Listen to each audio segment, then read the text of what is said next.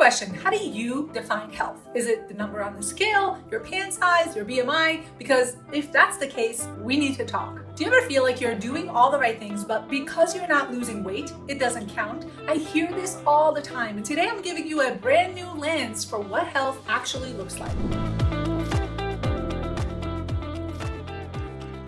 Listen, you've probably been told that weight equals health. That if you're not in the green zone on the BMI chart, you're in trouble. That losing weight is the fix for just about everything, especially if you have PCOS. But here's the truth. Health is so much more than a number. And focusing only on your weight, it's like judging a book by its cover and missing the whole story. The truth is, we don't live our lives on the scale. We live them in our bodies. So in today's video, I want to flip the script and help you understand why that number on the scale might be just one of the least helpful indicators of your health, and by the end you'll know exactly what to look for instead, and trust me, it's going to feel freeing. Now, if this resonates with you, make sure to check out the full episode on this topic where I go much deeper. Link is in the description. All right, so the problem with traditional health metrics is, let's be honest, weight is just one piece of the health picture, but it's often treated like the whole story. Sure, we can measure weight very easily, but the problem is that the number on the scale doesn't tell you anything about how well your body is actually functioning. And I've seen this firsthand because I've worked with women in larger bodies who feel incredible. They have regular periods, strong digestion, balanced blood sugar, great sleep, tons of energy. They're just living in a larger body. And they're healthy even though the scale may say otherwise based on your doctor or anyone else that's looking at it. And on the flip side, I've also seen women in smaller bodies, lean PCOS if you will, who are completely burnt out, have no period, they're constantly fatigued, they are struggling with acne, digestive issues, but just because they look healthy on the outside, their struggles often get dismissed, but they're anything but healthy. And that's exactly the danger of reducing health to weight. It can keep you boxed into outdated beliefs, hide real imbalances, and even make you feel like you're failing when you're actually making huge progress in your health journey. Your weight might stay the same while your hormones balance out, your cycle returns, your cravings disappear, and your energy skyrockets. That's huge progress, even though the scale may not have budged. Now, don't get me wrong, it's not wrong to want to lose weight, but it shouldn't be the only goal. Look, if you're carrying excess weight and you're dealing with issues related to that, like joint pain, reflux, fatigue, insulin resistance, and you want to feel better in your body, that's valid, and gradual weight loss can probably help here. But when weight loss becomes the obsession, when we chase it through extreme diets, restriction, and over-exercising, it's not health anymore. It's stress, it's burnout, it's obsession disguised as wellness. And that's why when someone comes to work with me, we focus on getting healthier first, eating in a way that balances your hormones, improves energy, supports your metabolism, all while unlearning food rules and toxic diet behaviors, which we've all learned over the years. This makes it so much easier for your body to lose weight naturally and in a steady, sustainable way that supports your health, not undermines it. So let's talk about what you should focus on instead of the scale when you're measuring your health. Here is a sneak peek of the 7 health markers that I break down inside the full podcast and I think are super important to look at. Number 1, your energy and daily functioning. How do you feel every single day? Your blood sugar, your hormones, your labs. So let's look at those numbers and see where you stand. Your gut health. Yes, it does matter. We know that the gut impacts so much more than your bowel movements. And so we need to look at what's going on in there. Let's not forget about your mental and emotional well-being, which is a big part of health that often gets overlooked. Your physical strength and mobility, your immune system, and of course your menstrual cycle, which is a big report card for your entire hormonal health and overall body well-being. Now here's the thing, even if a few of these are dialed in, you're doing better than you think. So let weight be the side effect of everything else that you're doing to get healthier, not the obsession and the end goal. All right, so if you've been beating yourself up over the scale or thinking your health journey isn't valid or successful because you haven't lost weight, I hope this helped you breathe a little bit easier today. Your body is complex, strong, and ever evolving, and you deserve a definition of health that totally reflects that. And hey, if this video resonated, give it a like, leave a comment, or share it with someone who needs to hear this message about weight loss today. And remember, you are so much more than a number. I'll see you in the next video.